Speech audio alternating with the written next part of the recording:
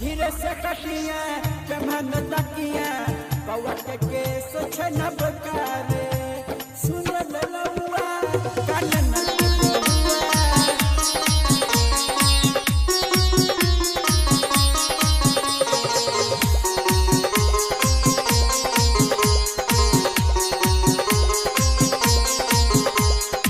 सुन ललुआ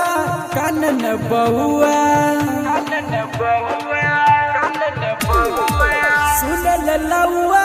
कानन बउआ बउआ के मसीद 500 रुपया दे तो धोती कुर्ता गमछा रे धीरे से कटिया कमन तकिया बउआ के केस छनब करे धीरे से कटिया कमन तकिया बउआ के केस छनब करे सुन ललुआ कानन बउआ बउआ के मसीद 500 रुपया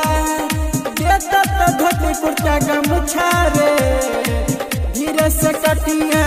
कमन तकिया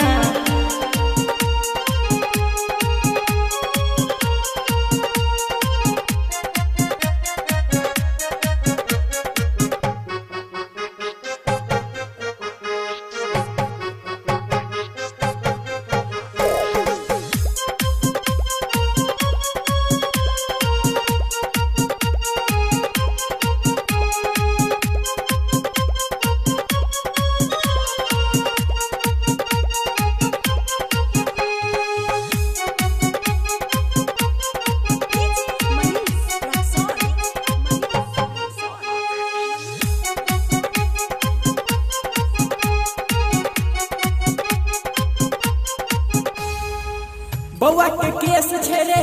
काला रे हजमा नानी लुटाबै छै 1000 के नोट रे बउआ के केस छै काला रे हजमा नानी लुटाबै छै खाली हजरिया बेसी त नखरा नहीं कर रे हजमा देतौ रे कनिया ले सारी रे हजमा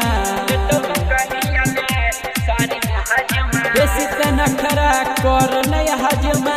देतौ रे कनिया ले सारी रे मामी त देतौ गाले फुलाई रे सुन रे हजमा रे धीरे से कटिया कमन तकिया बउआ के केस छनब करे सुन ललुआ कानन बउआ बउआ के मसीद 500 रुपया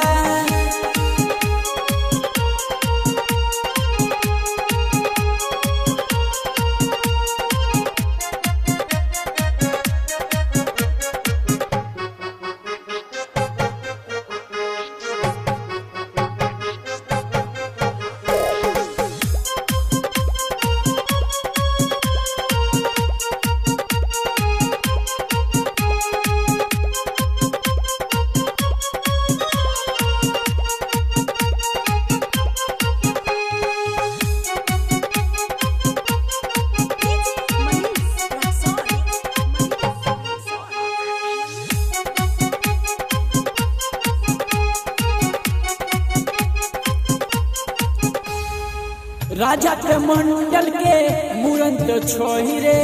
तोही तक खूब तू खैया रे हजमा राजा के मंडल के मुरन तो छोही रे तोही तक तू खूबे तो खैया रे सुने छी राजमा बउआ के मौसी रे देतौ रे 200 रुपया सिंगर से पिंटू बेदर्दी के गहना हरे बाजै तो छै तो साहो परी में धीरे से कटिया कमन तकिया बउआ के केस छनब करे धीरे से कटिया कमन तकिया बउआ के केस छनब करे बउआ के मौसी रे देतौ रे 500 रे बउआ के पापा रे देतौ रे पैसा पिंटू बेदर्दी के गाना बजही छै धीरे से काटिया रे बउआ के केस रे बउआ के मौसी रे देतौ रे चूड़ा रे खूबे त खैया रे लौआ खूबे मोटहिया रे लौआ।